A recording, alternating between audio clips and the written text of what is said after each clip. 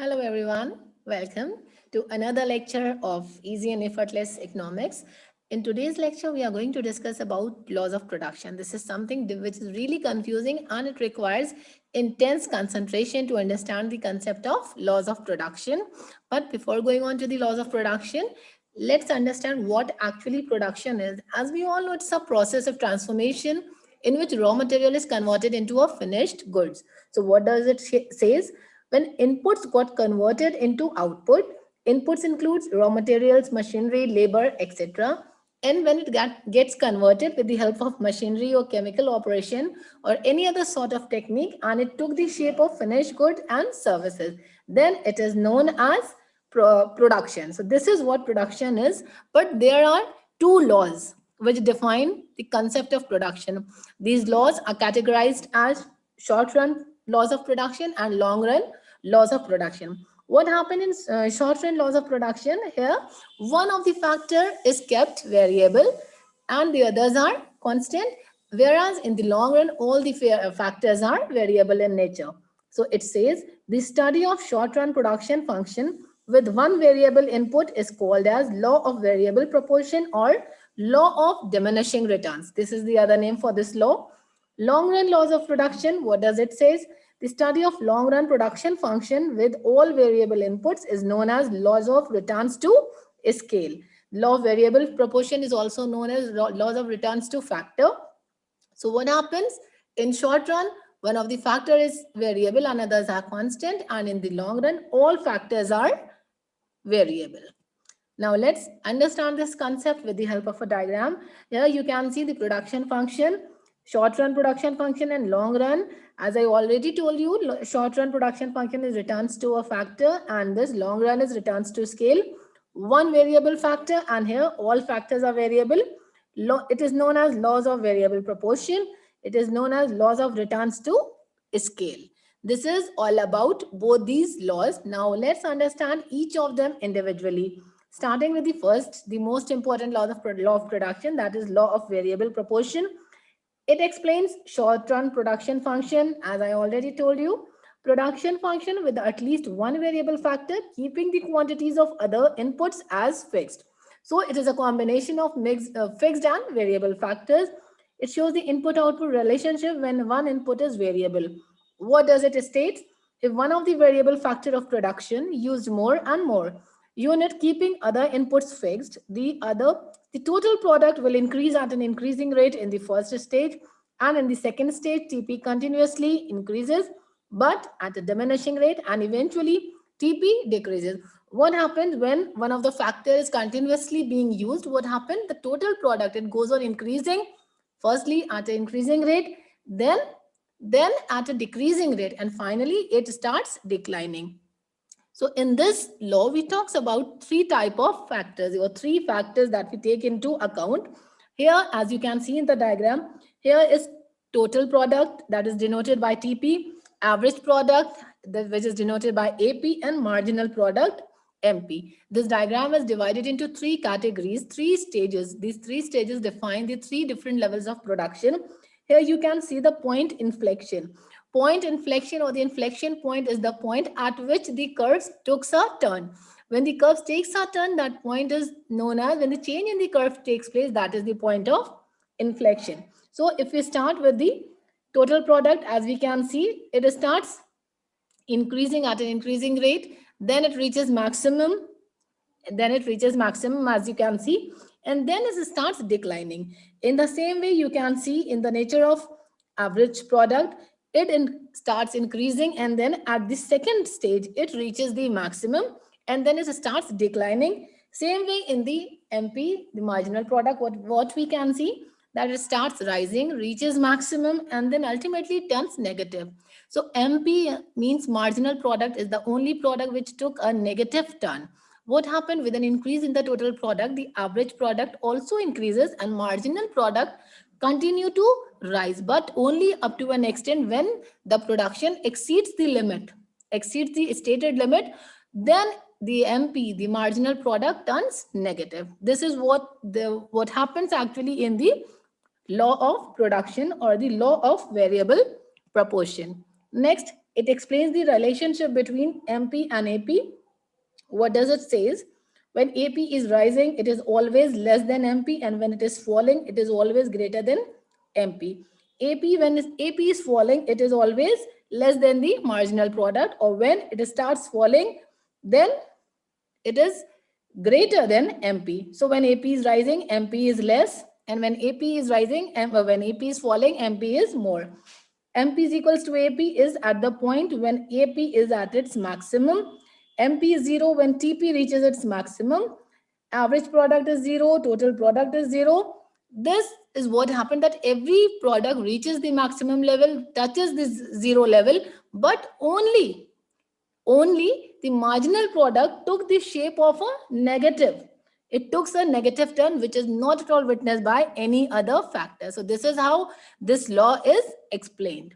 Now, let's have a look at the stages of variable proportion. Here, the same stages are explained. The diagram that we have seen, the same diagram is correctly or detailed explanation is here. It says, in the first stage, TP increases at an increasing rate till the end of the stage. And what happens to the TP in the second stage? TP increases but at a diminishing rate, but it reaches at the highest level. Third stage, TP decreases and TP curve slope downward. So in the first stage, it increases. In the second stage, it's continue to rise as we have seen in the diagram, but at a diminishing rate. And finally, in the final stage, it starts declining or sloping downward. What happened to AP in the first stage? It increases and it reaches the highest level, highest point. In the second stage, AP and MP are decreasing, but both are positive. In the third stage, what happens? AP is decreasing, but it's positive. So the declining trend can be seen in the third stage, but it is positive. AP is positive. What happens to the marginal product? It increases and becomes equal to AP at the end of the stage. What happens? The first stage, we are witnessing an increasing trend. That's why first stage is known as increasing returns. Second stage, what happens? Every factor has started declining, so it is a diminishing returns. And in the third stage, it is known as negative returns because two of the factors have started declining and MP has turned negative. So in the second stage, MP becomes 0, and it is at this point TP is maximum at the end of this stage where MP is less than AP. And finally, what happens to the final stage? MP turns negative. So this is the negative stage. So this is how these stages are categorized in law of variable proportion. First stage is increasing returns because all the factors are increasing. Second stage is diminishing because all the factors have started declining. And the third stage is negative because two of the factors have already continued to decline, and the MP, that is the marginal product, has turned negative. Now coming back to another important law of production, which is returns to scale. Here what happens? All the factors are variable. So it says the percentage increase in output when all inputs vary in the same proportion is known as returns to scale. It obviously relates to greater use of inputs maintaining the same technique of production. Here it is divided into three categories: increasing returns to scale, constant returns to scale, and decreasing returns to scale. Increasing returns to scale is that when the input that you have put in is less and the output is more. Suppose the input is of 100 and the output is of 120. This is increasing returns. When input is of 100 and output is also of 100, then it is a constant returns. Then, and what is decreasing return? When the input is 80 or 100 and the output is less than the 100 amount. So this is what these stages define. So it says output increases by a greater proportion than the increase in input is increasing returns to scale. Constant returns to scale, output increases in same proportion as increase in input. As I said, 100 input and 100 output. Lastly, decreasing returns, output increasing in a lesser proportion than the increase in input. This is how this law is defined. Let's see. Here it is divided into two types, the economies and diseconomies. What are economies and what are the diseconomies? Basically, the concept is when the economies is the larger scale production. When an industry or a production is earning greater benefits, it is known as economies of scale. There are a number of methods by which large scale benefits can be attained. That is by making the best use of division of work, best use of manpower, specialization, techniques. So these are an example of economies by the use of which the larger scale production can be achieved. So what are diseconomies? Diseconomies are basically when that level of profit is overcome. Suppose that the point of profit is 100, and if it has crossed that limit, everything has a capacity to produce. Understand it by this way: everything has a capacity. Suppose a machinery has a capacity to produce 100 units, and if that machinery is used for producing 120 units, so what will happen to the output? The output will start falling, because the capacity of 100 that we are now using it for 120 is not going to give that accurate result. So ultimately it results in that the quality will be deteriorated and the profits will start falling down. So after a point when profits turn into losses, it is known as diseconomies.